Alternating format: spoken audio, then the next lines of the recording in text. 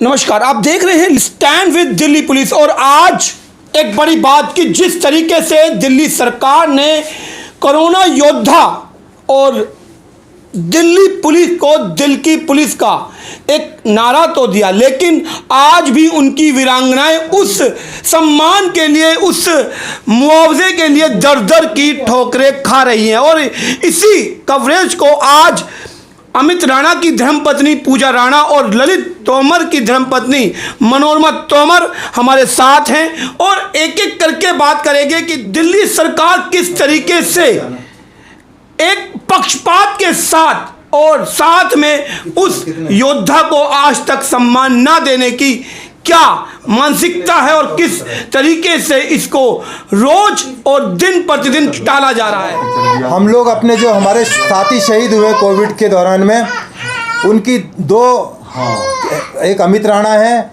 और एक Lalit Kumar head constable है, उनकी पत्नी आज हमारे दिल्ली पुलिस महासंघ के कार्यालय में मौजूद हैं। हम सरकार से जानना चाहते हैं कि वो कौन से तराजू हैं उनके पास में, क्या उनका मापदंड है जिस बिना पर वो ये बिल्ली बांट कर रहे हैं, बंदर बांट कर रहे हैं। जिस तरह से डॉक्टर अशरफ को दिया गया और लोगों को दिया गया, हमें कोई एतराज़ नहीं है। ये सरकार का पैसा है, आप जिस तरह से भी आप करो, ये आपकी अपनी प्रेरोगेटिव है।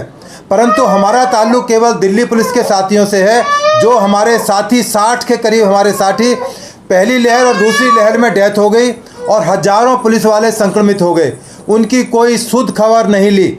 ये दिल्ली सरकार का कैबिनेट से पास किया हुआ आप ही का आदेश है, जिसमें कहा गया है कि हम दिल्ली पुलिस के तमाम मुलाजमान को 1 करोड़ रुपए की सहायता देंगे। हम कोई भीख या आपसे कोई निजात नहीं मांग रहे हैं, हम आपके आदेशों के ही पालन के लिए आपको याद दिला रहे हैं और याद दिलाते रहेंगे। हम जहाँ तक होगा वहाँ तक जाएंगे, अदालत जाएंगे, आपके दरवाजे पर आएंगे और जरूरत हुआ तो आपके दरवाजे पर धरना भी देंगे, आपका घर से भी निकलना हम बंद कर देंगे। पर जिस तरह से आप ये दोगलापन है, ये हम चलने नहीं देंगे। क्योंकि हमारे से सवाल किए जाते हैं कि आप रिटायर्ड आदमी हैं, आप क्यों इन चक्करों में पड़ते हैं, क्यों राजनीतिक बातें करते हैं। अरे अभी तो हमारा टाइम है इस देश के बारे में बात करने का, देश को जगाने का। यदि हम रिटायर्ड लोग भी सही बात को ना कह पाएँ तो हमारा रहना इस हिंदुस्तान में क्या फ़ायदा है।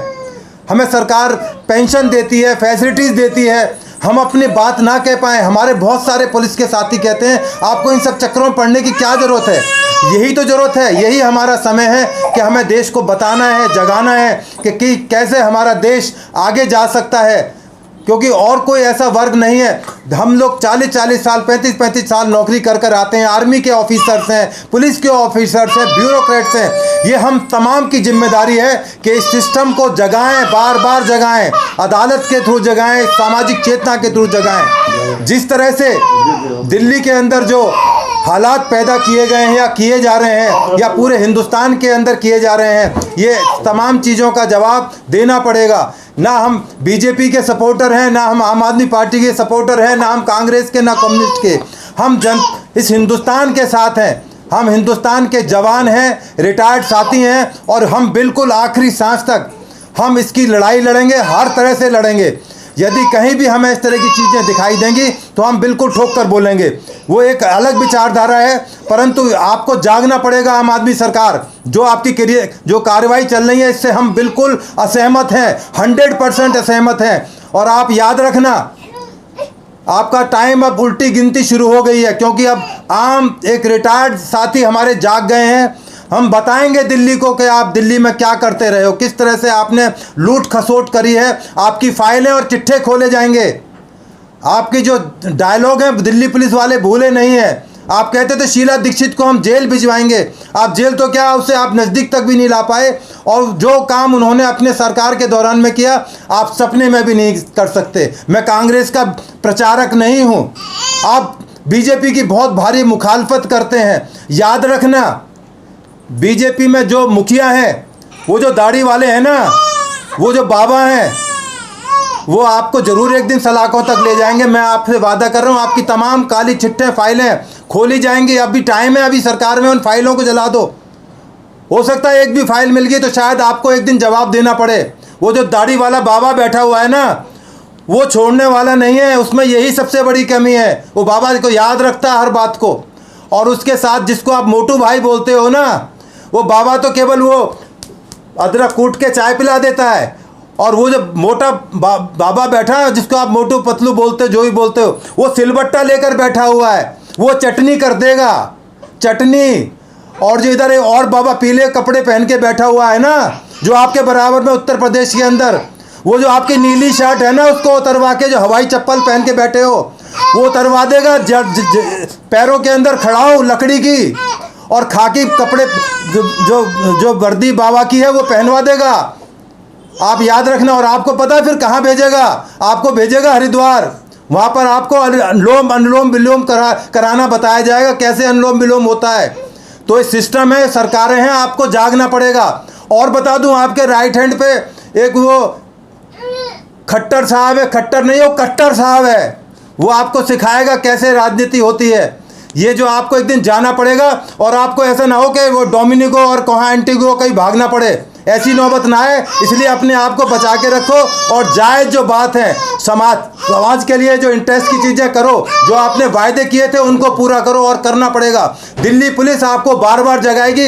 ये आपकी बड़ी जो तमन्ना थी कि दिल्ली पुलिस मेरी पॉकेट में आ जाए, वो तमन्ना शायद आपकी इस जन्म में पूरी ना हो पाए। उसके लिए आपको कई बार और भी जन्म लेने पड़ेंगे, परंतु ये जो बिंदर बाट कर रहे हो धर्म के आधार पर, जाति के आधार पर, ये आपको रोकनी पड़ेंगी। अब हम इस बारे में एक पिटीशन फाइल कर रहे हैं। एक सवाल आपसे कर लेते हैं कि जिस तरीके से लगातार आपने जब भी कोई ऐसा केंद्र में शासित सत्ता है उसके विरोध में जब भी कोई बात आई तो आपने उसका हमेशा विरोध किया है, तो हर चीज़ का एक राजनीतिक रूप होना जरूरी है, या जो पीड़ित पक्ष है उसको न्याय मिलना जरूरी है? राजनीति में जरूर हम जैसे लोगों को, जो रिटायर्ड हो चुके हैं, पढ़े लिखे इंसान हैं, उनको जरूर दखल करना चाहिए। हमारी आने वाली औलादें ये ना हो कि वो कैप लगा के और बुर्का पहन के हमारे घर में बहू हैं, हमें वो भी देखना है। इस देश की संस्कृति को भी हमें बचाना है, ये हमारी जिम्मेदारी है देश के प्रति। इसमें बीजेपी का और उसका कांग्रेस का कोई ताल्लुक नहीं है, देश का ताल्लुक है। इस देश के लिए हम लोग लड़ेंगे। आप बात करें आप अमित राणा की पत्नी से। मैं अमित राणा की वाइफ हूँ, पूजा, और 1 साल हो गए। मेरे 5 मई 2020 को दिल्ली पुलिस में कांस्टेबल थे मेरे पति, और उनकी 5 मई 2020 को कोरोना की वजह से डेथ हो गई थी। उस टाइम सीएम हमारे जो दिल्ली के मुख्यमंत्री हैं अरविंद केजरीवाल जी, उन्होंने सोशल मीडिया पर, ट्विटर पर अपने आप अनाउंसमेंट की थी कि अमित जी दिल्ली वासियों की रक्षा और सेवा करते हुए शहीद हुए हैं, और उनके सम्मान में हम 1 करोड़ रुपए की राशि देंगे। ऐसा उन्होंने खुद अनाउंसमेंट किया था, ट्विटर पर भी डाला था। आज 1 साल से कुछ टाइम ऊपर ही हो गया है, लेकिन उन्होंने अपना जो वादा किया था वो वादा नहीं निभाया। हमने कई टाइम उन्होंने बोला कि ये डॉक्यूमेंट्स इनकम्प्लीट हैं, आप ये डॉक्यूमेंट्स कंप्लीट कीजिए। हमने बार बार जाके हम सेक्रेटरीट तक भी जा चुके हैं, लेकिन लास्ट में हमें कोई जवाब, एक संतोषजनक जो जवाब होता है ना, हमें वो आज तक नहीं मिला। हम आज भी धक्के खा रहे हैं। हमने अपनी तरफ से जो मैं लेटर भी लिख चुकी हूँ, 12 मार्च को मैंने सीएम को लेटर लिखा था। जितनी मेरे को नॉलेज है मैं उतना मैं कर चुकी हूँ। अभी भी आप यहाँ पे आने से पहले सचिवालय होकर आए हैं, और क्या विश्वास आपके मन में है इस समय, या जो मन है वो पूर्ण तरह से अब विलक्षित हो चुका है कि ये जो धनराशि थी और साथ में जो शहीदी का जो कोरोना वॉरियर, कोरोना योद्धा का जो एक खिताब था वो अमित राणा को मिल पाएगा, या अभी भी आप दुविधा में हैं?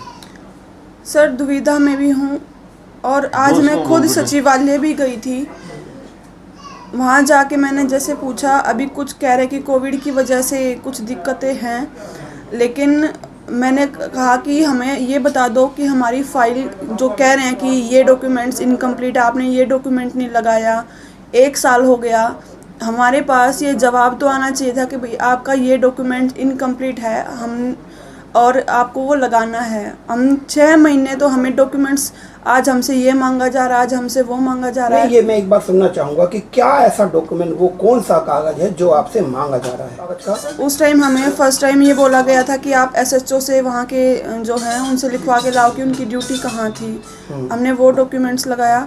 उसके बाद जैसे एक वो कोविड की जो सर्टिफिकेट बनता है वो भी मांगा गया, हमने वो भी लगाया। ऐसे 2-3 बार जैसे दिल्ली पुलिस वाले ही हमें बताते थे, लेकिन जब वो फाइल वहाँ से जा चुकी थी और वो सेक्रेटेरिएट में गई थी, उसके बाद हम 2 बार मेरे पापा खुद वहाँ गए थे। तो एक बार तो उन्होंने कहा कि अभी वो फाइल आई नहीं है। सेकंड टाइम जब मेरे पापा गए तो उन्होंने ये बोला कि वो फाइल रिजेक्ट हो गई है, ऐसा उन्होंने बोला। लेकिन हमें कोई जवाब नहीं दिया उन्होंने, एक तो बिल्कुल सेटिस्फेक्शन दे कि भी हाँ ये रीज़न था कि आपकी फ़ाइल रिजेक्ट हुई है, किस वजह से रिजेक्ट हुई है, वो हमें कुछ भी नहीं बताया। नहीं, जैसे कि अब आखिरी फैसला आज आपने न्यायालय का दरवाज़ा खटखटाया है, तो क्योंकि कहीं ना कहीं हताश है और कहीं ना कहीं आपका जो मन है अब इस बात को समझ चुका है कि अब शायद न्यायालय ही इसका रास्ता है, तो आज आप पहुँचे हैं दिल्ली पुलिस महासंघ के कार्यालय। तो अब जो आगे का रहेगा वो न्यायालय से रहेगा। हाँ जी सर, मेरे को कहीं ना कहीं सर से उम्मीद है कि एक आशा है, एक उम्मीद है कि कहीं ना कहीं ये हमारा साथ देंगे, हमें न्यायालय से न्याय तो मिलेगा। और अब मेरे साथ हैं मनोरमा तोमर, जो कि ललित तोमर की धर्मपत्नी हैं, और जिस तरीके से पूजा राणा भी दर दर धक्के खाकर उस मुआवजे, उस सम्मान के इंतज़ार में है। मैं हेड कांस्टेबल ललित कुमार की वाइफ मनोरमा तोमर हूँ। मेरे हस्बैंड 4th बटालियन में 4th बटालियन तैनात थे। 17 जून 2020 को मेरे हस्बैंड की तबीयत ख़राब हुई और उन्होंने जीटीवी हॉस्पिटल में अपना कोरोना टेस्ट करवाया और ड्यूटी चले गए। शाम को आए तो उनकी थोड़ी ज़्यादा तबीयत ख़राब हुई। उसके बाद 20 तारीख को उनकी 3:30 बजे करीब रिपोर्ट पॉजिटिव फ़ोन पर बताई गई। सर 21 जून 2020 को हॉस्पिटल ले जाते हुए मेरे बेटा और मेरे ससुर जी उनको पंचशील हॉस्पिटल में लेकर गए, जहां पर डॉक्टरों ने बताया कि इनकी कंडीशन ख़राब है और इनको अच्छे हॉस्पिटल में ले जाया जाए। उनको जीटीवी हॉस्पिटल ले जाते में उनकी रास्ते में डेथ हो गई। उसके बाद सर मैं और मेरे दोनों बच्चे पॉजिटिव हो गए और हम लोगों को भी हॉस्पिटल में एडमिट होना पड़ा। सर हमारी कोई भी हमारे साथ नहीं था, ना हमारे पड़ोसी, ना हमारे कोई रिश्तेदार हमारे पास नहीं आया। सर उस टाइम केजरीवाल सर कहाँ गए थे हम लोगों की परेशानी पूछने के लिए। मेरे ससुर मेरी सास दोनों जने बुजुर्ग हैं। ससुर जी मेरे पैरालाइज हैं, वो दोनों घर पे अकेले थे सर।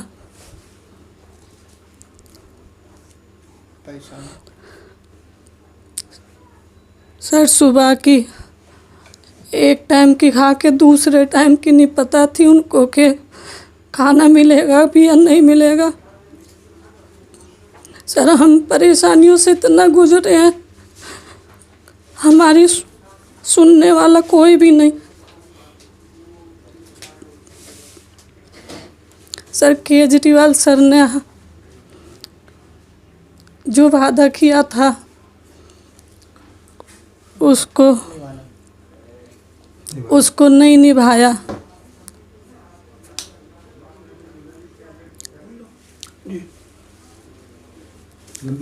सर हमें उम्मीद है कि सर वो हमारी और हमारे जैसे और परिवारों की मदद करें। हमारे साथ आनंद प्रकाश जी, जो कि रिटायर्ड एसीपी दिल्ली पुलिस हैं और साथ में एडवोकेट हैं, और अब वो पूजा राणा का केस अपने हाथ में ले रहे हैं। जी सर। पूजा राणा का केस मुझे वेदभूषण जी ने बताया। उसको 1 साल हो गया धक्के खाते हुए दिल्ली सचिवालय, कमिश्नर ऑफिस दिल्ली पुलिस, मगर उसको आज तक कोई तसल्ली बख्श जवाब नहीं मिला। हमारे पास दिल्ली गवर्नमेंट का वो सर्कुलर है जिसमें ये कहा गया जो आदमी पुलिस में लाइन ऑफ ड्यूटी पे के दौरान मारा जाएगा उसको 1 करोड़ का मुआवजा दिया जाएगा। वो सर्कुलर अमेंड हुआ पिछले कोविड काल में अप्रैल मई 2020 में कि जो आदमी केवल कोविड ड्यूटी के दौरान मारा जाएगा उसी को ये मुआवजा दिया जाएगा। मेरा सिर्फ एक सवाल है दिल्ली गवर्नमेंट से, क्या ये जो पक्षपात है ये इक्वलिटी पर रखता है सारे नागरिकों को? क्या ये उनको डिग्निफाइड तरीके से लाइफ जीने का रास्ता दिखाता है? उनको राइट ऑफ इक्वलिटी और राइट ऑफ डिग्निटी का हनन करता है उनका ये ऑर्डर। कोई भी पुलिस वाला, वो सिपाही से लेकर कमिश्नर ऑफ पुलिस तक का आदमी, ये सरकार का फैसला है कि वो फ्रंट लाइन वर्कर माना जाएगा। फ्रंट लाइन वर्कर माना जाने की वजह से उसको पहले डोज एक इंजेक्शन की पब्लिक से पहले मुहैया कराएगी, क्योंकि वो आदमी वल्नरेबल है, वो आदमी 24 घंटे एक रिस्क से एक्सपोज्ड है। और इसी तरह ड्यूटी देते हुए अमित राणा और एक मेरे दूसरे साथी जिनका नाम बताया गया ललित कुमार, उनकी डेथ हुई ऐसे दिल्ली पुलिस के। जब दिल्ली पुलिस महासंघ बना था, दिल्ली पुलिस महासंघ का एक उद्देश्य ये भी था जो हमारे सर्विंग साथी हैं या जो हमारे गुजर गए साथी हैं या जो रिटायर हो गए साथी, उनकी वेलफेयर का ध्यान रखा जाए। अब हम इस बाबत दिल्ली हाई कोर्ट में एक रिट फाइल कर रहे हैं ताकि दिल्ली सरकार के लिए कोर्ट एक आदेश पारित करे कि ये मुआवजा जल्द से जल्द जो पेटिशनर्स हैं उनकी फैमिली को डिसबर्स किया जाए। दिल्ली गवर्नमेंट का ये जो एक्ट है जो डिस्क्रिमिनेट कर रही है, ये एक डिग्निटी का और इक्वलिटी के राइट का हनन है, जिसके लिए कानून में प्रावधान है कि कोई भी नागरिक हाई कोर्ट का दरवाज़ा खटखटा सकता है, जिसके लिए हम एक रिट हाई कोर्ट में फाइल करेंगे ताकि दिल्ली गवर्नमेंट को उचित आदेश हाई कोर्ट से मिले। सोशल मीडिया के ज़रिए पता चला कि एक डॉक्टर अनस मुजाहिद वो जीटीबी हॉस्पिटल के गायनी वार्ड में ड्यूटी करते थे, और एक स्कूल टीचर है शिवजी मिश्रा, वो स्कूल में नौकरी करते थे। दिल्ली गवर्नमेंट ने इनके घर जाकर, सीएम साहब ने घर जाकर फ़ोटो खिंचाकर इनकी दोनों फैमिलीज़ को चेक हैंडओवर किया। मैं पूछता हूँ, जो सर्कुलर 2020 में निकला है कि जो केवल कोविड ड्यूटी देंगे केवल वही एंटाइटल्ड हैं, शिवजी मिश्रा कौन सी कोविड ड्यूटी दे रहे थे? डॉक्टर अनस मुजाहिद कौन सी कोविड ड्यूटी दे रहे थे जो कि कांस्टेबल अमित राणा या हेड कांस्टेबल ललित कुमार नहीं दे रहा था? ललित कुमार और अमित राणा उतना ही एक्सपोज थे क्योंकि उनकी पब्लिक डीलिंग थी, पब्लिक में एक्सपोजर था, उनको खतरा ज़्यादा था किसी भी आदमी से कोविड कांटेक्ट करने का। ये उन दिनों की बात है जब दिल्ली से ज़बरदस्त माइग्रेशन चल रहा था लेबरर्स का, और दिल्ली गवर्नमेंट की तरफ से, सेंट्रल गवर्नमेंट की तरफ से हिदायतें थी कि इनका किसी भी तरह से माइग्रेशन रोका जाए। दोनों हमारे जवान हर तरह से मुस्तैदी से अपनी ड्यूटी दे रहे थे, और उस ड्यूटी के दौरान ही उनको कोविड कांटेक्ट हुआ है। दिल्ली डिज़ास्टर मैनेजमेंट एक्ट ये कहता है कि जो ज़िले के डीसीपी हैं वो डिस्ट्रिक्ट के डीएम के साथ मिलकर पुलिस का डिप्लॉयमेंट करेंगे। डीएम के और डीसीपी के डिप्लॉयमेंट के दौरान ही इन दोनों जवानों की मौत हुई है। वो ड्यूटी कर रहे थे जो उनके डीसीपी ने उनको बताई। ये एक डेलीगेटेड ड्यूटी होती है, ये संभव नहीं होता कि डीसीपी हर आदमी का चिट्ठे पे ड्यूटी लगाए।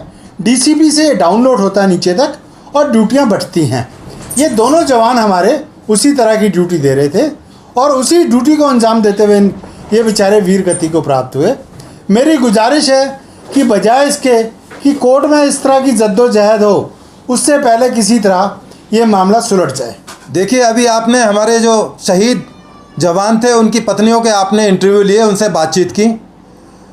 जो संविधान है वो राइट ऑफ इक्वलिटी का हमें अधिकार देता है, डिग्निटी के साथ हम जिए, सम्मान के साथ में हम जिए।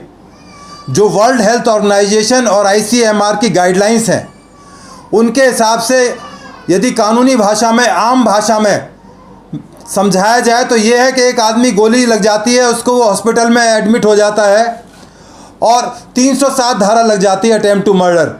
उसके बाद में वो डिस्चार्ज होने के 15 दिन बाद उसकी डेथ हो जाती है, तो माना जाएगा वो मर्डर का कन्वर्ट हो गया। इसी तरह जो एक कोविड का पेशेंट, जो चाहे वो पुलिस वाला है, चाहे वो आम आदमी है, चाहे वो सरकारी है, चाहे वो डॉक्टर्स हैं, यदि आज वो पॉजिटिव हो जाते हैं और उसके ट्रीटमेंट के बाद वो नेगेटिव हो जाते हैं और उसके कुछ दिन बाद उनकी डेथ हो जाती है, तो बिल्कुल क्लियर डिमार्केशन है कि वो माना जाएगा कि कोविड की वजह से डेथ हो गई, उनके लंग्स कमज़ोर हो गए, उनकी बॉडी कमज़ोर हो गई, वो उसको आघात को सहन नहीं कर पाए। ये एक बिल्कुल कॉमन सेंस की चीज़ है, इसमें बहुत ऐसा रॉकेट साइंस का फॉर्मूला नहीं है जो दिल्ली सरकार को समझ में नहीं आ रहा हो। वो जानबूझकर अनजान बने हुए हैं, परंतु हम उनकी अनजान पने को रहने नहीं देंगे। हम कोर्ट का दरवाज़ा खटखटाएंगे, माननीय हाई कोर्ट से अपील करेंगे कि इस मामले के अंदर जो हमारे 60 कोविड के जो हमारे साथी हैं जिनकी डेथ हुई है, उनको उचित कंपनसेशन दिया जाए। और मैं पुनः दोबारा कह रहा हूं, हम भीख नहीं मांग रहे हैं, हम अपने जवानों का हक मांग रहे हैं और हक लेके रहेंगे। और दिल्ली सरकार, आपको झुकना पड़ेगा, क्योंकि जिस तरह से आपकी डिस्क्रिमिनेशन वाली नीतिज़ हैं, जो पॉलिसीज़ आप चला रहे हैं इस दिल्ली शहर के अंदर, ये अब बहुत दिन तक चलने वाला नहीं है। आपको एक एक पॉलिसी का हिसाब किताब देना पड़ेगा। आपकी जो नीली शर्ट ये कहाँ से खरीदी गई और हवाई चप्पल कहाँ से खरीदी गई, इसका भी हिसाब किताब जनता लेगी एक दिन, और ज़रूर लेगी। इन्हीं शब्दों के साथ जय हिंद, जय भारत।